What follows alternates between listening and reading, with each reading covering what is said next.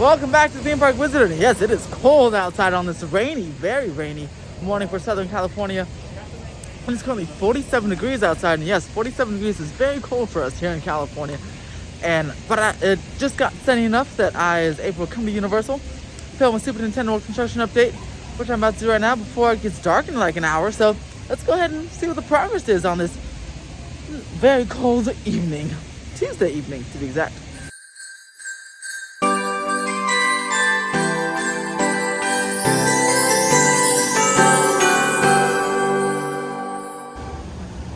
Still looking at the campus project, still not above ground. Oh, it's kind of getting above ground. Zoom in right over there. It needs about another floor or two to really get above ground. We can kind of zoom into that hole down there for the foundation as it continues to rise up. Look at that beautiful sunset. Here in Southern California. This is, over there is the San Fernando Valley, Woodland Hills, and Calabasas is way over there, the mountain over there. But a gorgeous sunset right here. This is just beautiful. I'm actually take a picture of this and post it on Instagram because it's just so gorgeous. Absolutely gorgeous out here. But yeah, let's go see what's happening new at Super Nintendo World. We got some new scaffolding on Mountain Beanpole, Bowser's Castle, and the Pyramid area. So let's go check that out and take one last look at this gorgeous sunset. Alright, taking a look at Super Nintendo World. We have a lot more scaffolding on the upper sections, which is awesome. And they covered the top of Mount Beanpole and the little interactive sections there inside of Mount Beanpole, and some sections. But they are uncovering Mount Beanpole and the other Super Nintendo World sections as the rain has stopped. Another chance of rain on Thursday. But yeah, a lot more scaffolding in this particular section than we've seen last week. And then Bowser's Castle has some scaffolding, as you can see, right behind there as well. And some extra scaffolding here as you start seeing those theming elements and framing elements getting made. When we go down to the Starway, we'll go look at some more of those framing elements, especially for the cafe that is right around that area right there. Looking at the entrance, nothing much has changed here. They have a work light on, but that's pretty much it. Steel framing is the same. Everything's the same over there. Yeah, the biggest new thing is that scaffolding right there. Look at that. That might be the thumbnail for this photo of the video. Let's see. The good thing is next week is the shortest day of the year, December 21st. So after that, I'll be getting dark earlier, but it won't be getting dark any earlier than this. So it looks like we won't have to, as long as Universal closes at 6 p.m., we'll be able to get some nice daylight shots during the week of Super Nintendo World. Just some remnants of the severe rain that came here today. There's still a puddle hanging over here, and I can't believe they still put this on. Like, oh my god, it's currently 47 degrees outside. Who in their right mind would want to go play in this water at 47 degrees? If I were Universal, I'd turn this off, save this water, conserve their water all week. And it's next week, supposed to rain for a couple weeks here. I'd keep this off until the new year because, like, come on, really? Who wants to play here? Again, 47 degrees. I wonder if they had this on when it was raining. That'd be quite interesting. When it's just pouring and they have this on, I guess it's water's water, right? Yeah, Universal, conserve your energy, conserve your water right there. As we head towards Grinchmas, it's still happening until January 9th. Pretty empty here in the park, so you should come during the weekday. But if you want the full Grinchmas experience, definitely come at nighttime. I have a Grinchmas tips and tricks video that's in my video backlog that I've been trying to put out. I'll be putting that out this week, so stay tuned for that. And right now, let's go ahead to the Universal or the studio tour. Let's see what's going on with the soundstage project and maybe talk about a rumor, a new rumor that's popping up of the Harry Potter VR ride coming here to Hollywood. Looking at the soundstage project, not much has changed. And again, we probably won't see much progress because a lot of the work, besides some exterior painting, is going to happen on the inside. It's now they're fully framed, fully built. There's an electric train, by the way. Nice. It's done for the day. But yeah, a lot of this work is going to be happening on the inside and kind of interior and ground level work But we check on this every single week, as now we have some more fire escapes, or like emergency exits, or I don't know if those look too small to be emergency exits. We have some more stairs on the side of the sound stages.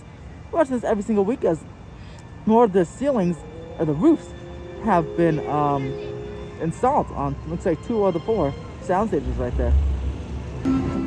So, a new rumor has popped up on the Inside Universal forums from reliable insiders that the Harry Potter VR attraction, the Broomstick VR attraction that's going to Universal Studios, that's rumored to go to Universal Studios Florida, is also being rumored to come here.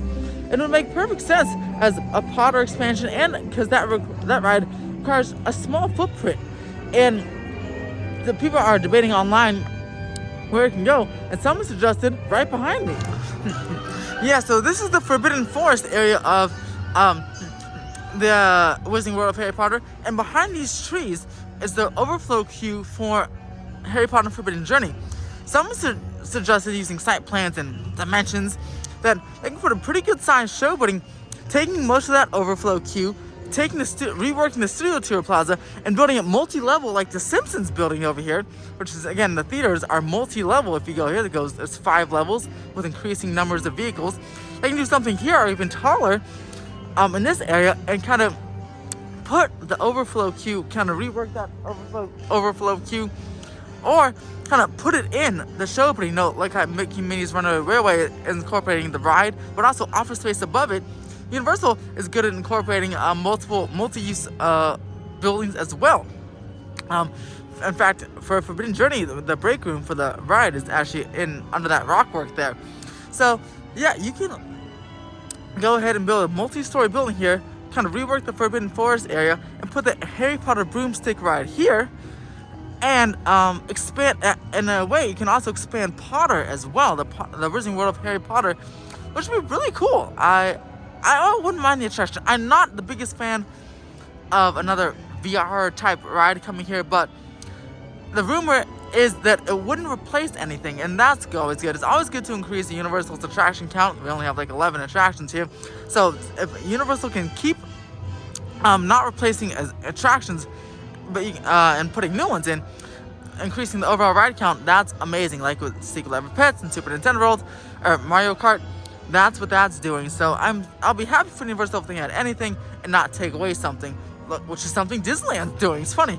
Mickey and Minnie's Runaway Railway took away the great movie ride in Florida, but here Mickey and Minnie's Runaway Railway in Disneyland is not taking away anything. Funny how we're so tight on space here at theme parks in Southern California, yet we don't seem to take away many attractions, which is awesome. Which leads the real question: is the blessing of size a good thing, or is it a curse? Who knows? In fact, Orange Grove 55 did a video on it, and I'll link it up above this video, on Walt Disney World. Is it a blessing of size, or is it a curse that is too big?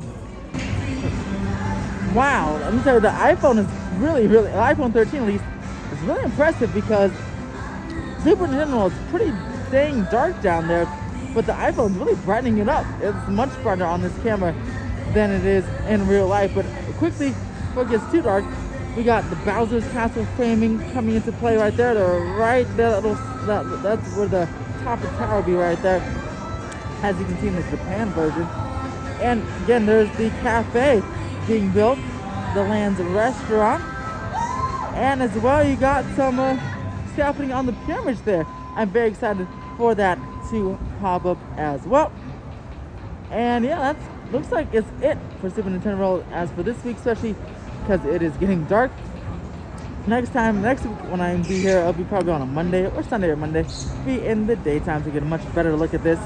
But yeah, here's your quick look at Super Nintendo World, and still waiting to see if they demolish those buildings behind it for maybe a Donkey Kong coaster expansion as well. And that's going to do it for this week's Universal Studios Hollywood and Super Nintendo World construction update. What do you think of the progress so far? Are you excited that scaffolding is finally appearing on the top of Mount Beanpole, the pyramids, and Bowser's Castle? And what do you think about that Harry Potter VR rumor? I might go into a separate video with more in-depth detail about that. But what do you think about a new Harry Potter ride coming to Universal Studios Hollywood? Let me know in the comments below. If you like this video, press that thumbs up button.